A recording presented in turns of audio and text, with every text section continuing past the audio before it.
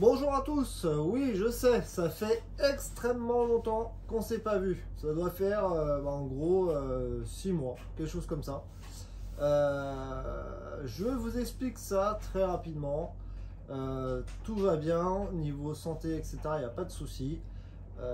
En gros, j'ai juste repris mon activité professionnelle là, depuis le mois d'août. J'ai eu énormément de travail. Donc du coup, après une période de crise comme je l'ai connue, en gros, j'ai pas travaillé du tout en 2020-2021. Mon activité a repris vraiment très fortement là à partir de septembre. Ce qui fait que depuis septembre jusqu'à décembre, en gros, j'ai fait que de taffer. Donc c'est ce qu'il fallait en gros pour pallier un peu au manque de boulot que les sociétés ont connu, qui ont connu à travers le Covid lorsqu'on a été tous confinés. Moi je faisais partie des cas où j'ai pas travaillé du tout. Donc il a fallu se mettre au boulot. Donc tout simplement voilà pourquoi en gros l'année dernière j'arrivais à faire des vidéos avec une vidéo par semaine, j'avais énormément de temps, forcément je travaillais pas. Sauf que là, j'ai repris mon activité. Évidemment, c'est toujours le principal à faire, c'est de bosser, c'est ce qui me fait vivre. Et voilà, les voitures, YouTube, etc., c'est une passion que je fais vraiment quand j'ai du temps. Donc c'est pour ça que petite vidéo aujourd'hui, j'ai retrouvé un petit peu de dispo pour faire cette vidéo-là. On va retrouver maintenant un cycle à peu près normal, je l'espère, qu'on va réussir à faire des vidéos assez souvent. On va faire un point sur tous les projets de cette année qui arrivent, des anciennes voitures aussi, de ce que l'on va faire. Et puis on voit tout ça ensemble tout de suite. La Clio 16, elle est toujours là. Et du coup les amis, je me suis payé quelque chose que je rêvais depuis des années. Donc c'est pas une Clio 16, la Clio 16 elle est toujours là. Mais le fait d'avoir bien travaillé cette année, je me suis offert un petit outillage plutôt sympa. Je vous montre ça tout de suite.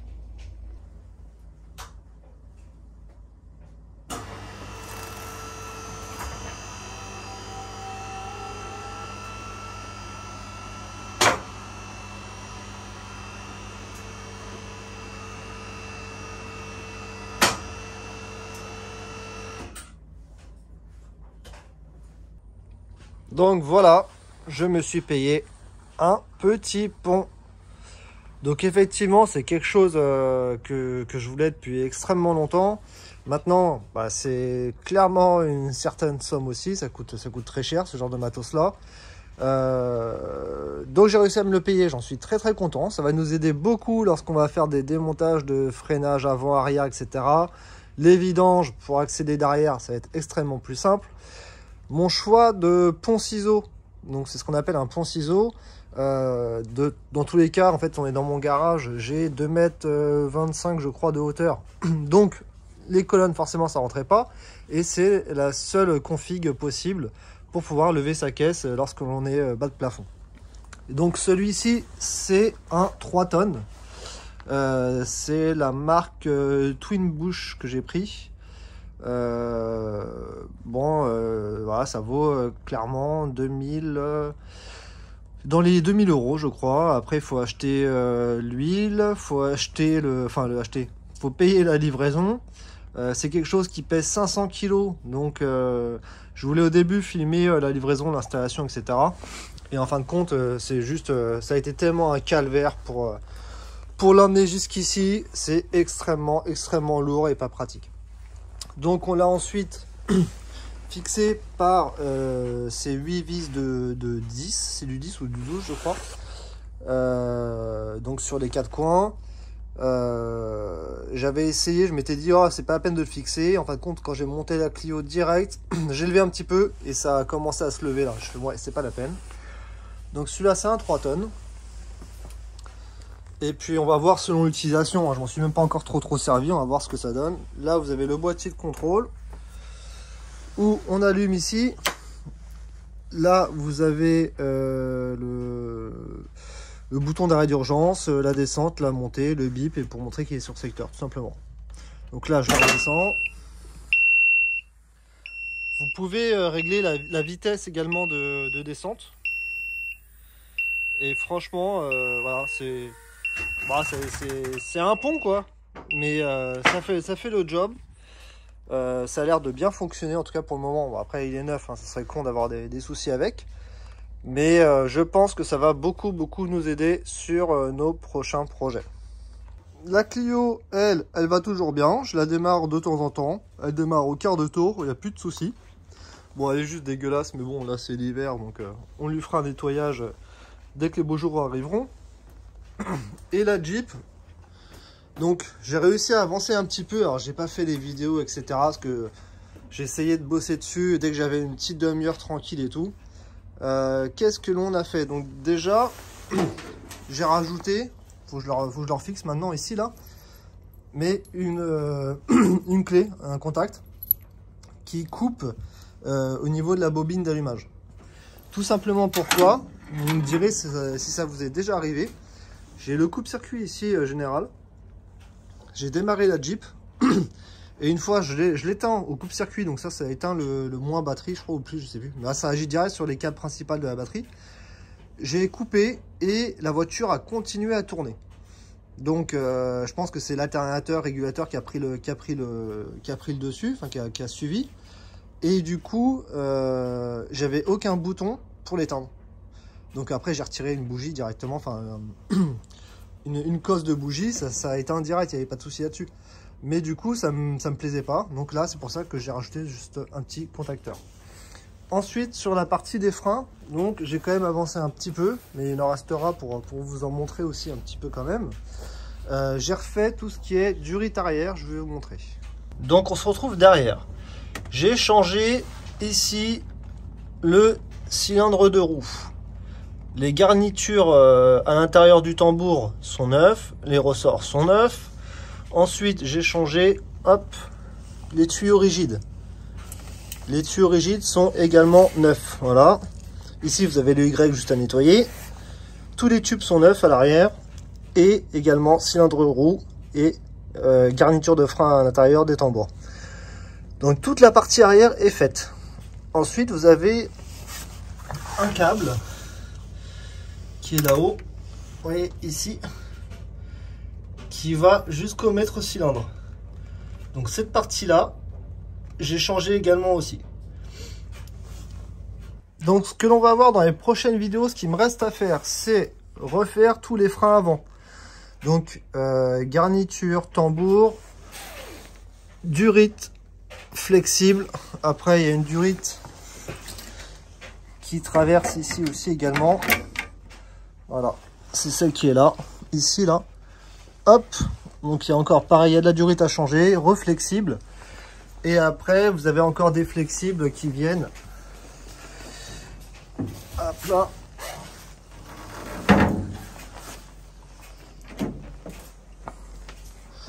Après, on a cette partie ici où il y a du flexible et encore de la durite qui repart sur le maître cylindre. Donc, on a encore tout ça à voir ensemble en vidéo avant que la Jeep ne roule. Bon, ça devrait être assez rapide maintenant. Là, faut que j'arrive à trouver juste une petite journée ou deux pour bricoler dessus et avancer là-dessus. Et voici le sujet de la vidéo. Donc je me suis repayé une petite Méhari de 1972. Je sais pas c'était une combien de mains, franchement peu importe. Elle est restée en gros une quinzaine d'années. Alors ni à l'abri, ni dans une grange, ni dans la forêt. Elle était sur un chantier. Donc pour la petite histoire en fait, en gros il y en avait 3. Voilà, donc en fait j'ai acheté réellement 3 Méhari aujourd'hui. La personne a vendu son terrain à un promoteur immobilier et du jour au lendemain, en gros, ils ont voulu commencer les travaux. Il a fallu dégager le terrain très rapidement. La personne l'a mis sur le bon coin. La voiture, l'annonce, elle est restée 1 heure, hein, parce que du coup, moi, je suis aussi un peu à l'affût comme tous les passionnés de bagnole sur tous ces sites-là. J'ai vu l'annonce, j'ai appelé, j'ai pris la route, je suis parti direct. Donc j'étais pas le premier à appeler, mais j'étais le premier à venir parce que voilà, j'étais à 2 heures de route et j'avais la possibilité d'y aller tout de suite. Donc je l'ai fait. Et au final, j'arrive pour une Méhari. J'en vois 3. On s'est mis d'accord sur un prix pour les 3 Méhari avec carte grise en règle, tout impeccable. je parlerai pas de prix ici, ça sert à rien sur YouTube, parce que si je vous annonce un prix qui va être extrêmement pas cher, en tout cas pour moi, les commentaires ça va être c'est des conneries, c'est du mytho, tu les as jamais acheté ce prix là. Si c'est trop cher pour certains, ils vont dire ah tu t'es fait niquer, ta bagnole elles sont pourries, etc. Ça les vaut pas. Donc voilà, vaut mieux pas parler de prix, ça sert à rien. Moi je les ai achetés parce que je pense que c'était une bonne affaire pour moi en tout cas, et c'est le principal. Maintenant elle a l'air à peu près propre entre guillemets. Elle est plus propre que celle que j'avais déjà achetée il y a 3-4 ans, qui était restée 15 ans, 20 ans dans un jardin. Après vous dire qu'est-ce qu'il va y avoir à récupérer dessus. Le châssis est mort. Je vais récupérer le pare-brise, lui il va bien. Les essieux, certaines pièces que je pourrai réutiliser. Maintenant ça va pas être le but de la désosser tout de suite. Je vais vous expliquer après le petit projet.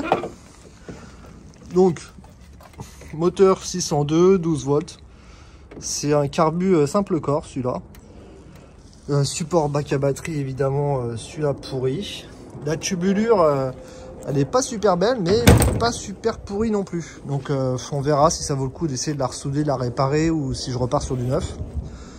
Et j'ai même voilà, la clé d'origine, donc ça ce qui est plutôt rare. Le moteur n'est pas bloqué. Donc je pense qu'on va pouvoir la redémarrer assez facilement. Maintenant, la faire rouler, etc. Il va falloir quand même contrôler un peu les freins, etc.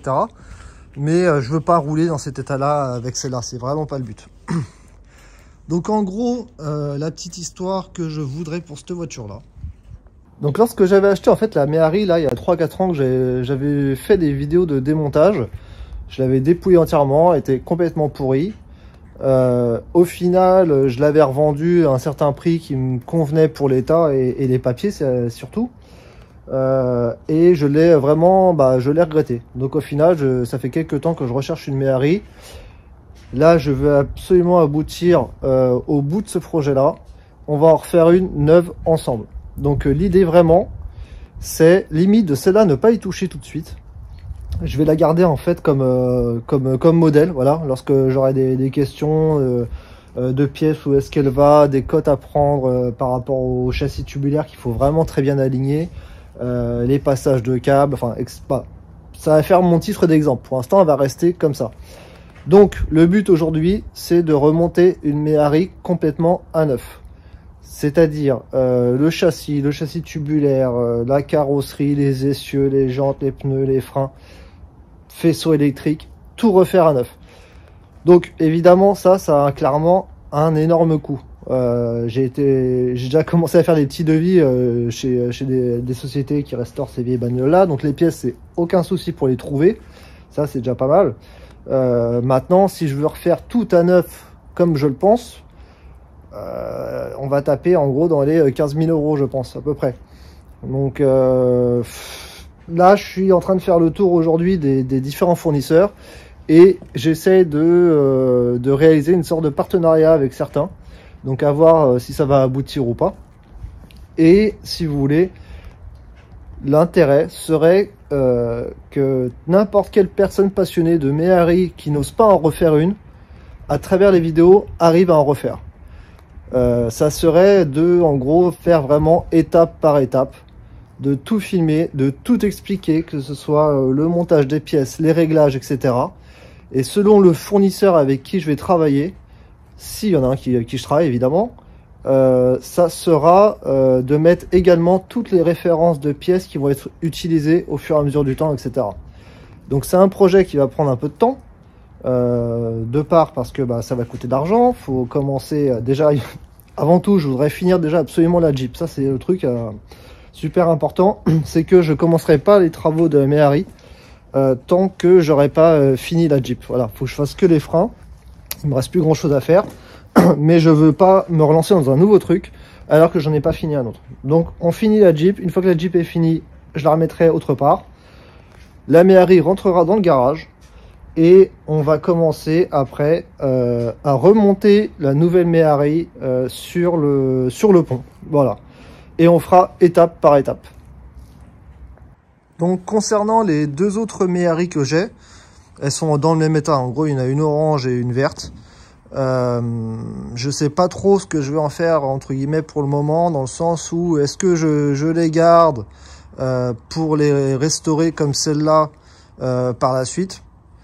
Ça commence à faire beaucoup d'argent, et puis j'ai pas l'utilité d'avoir vraiment 3 Méhari. Ou alors est-ce que je les revends, alors ce que je considère en épave en gros comme ça, avec les papiers, etc. Donc vous pouvez aussi me contacter également sur Instagram LBDS777. Si jamais il y a de potentielles personnes intéressées, on pourra éventuellement échanger ensemble et puis voir ce que l'on pourrait faire. Prochaine vidéo, on fait une vidéo sur la Méhari. On va juste essayer pour le plaisir comme ça de la redémarrer. Moteur pas bloqué, à mon avis, un petit coup d'essence, vérifier tout ce qui est allumage, et puis franchement, je suis sûr qu'elle va repéter direct. Donc écoutez, j'essaye de faire ça pour la semaine prochaine. On tente de redémarrer la Méhari, et puis les vidéos d'après, ça sera sur la Jeep. Je vous remercie, bonne journée.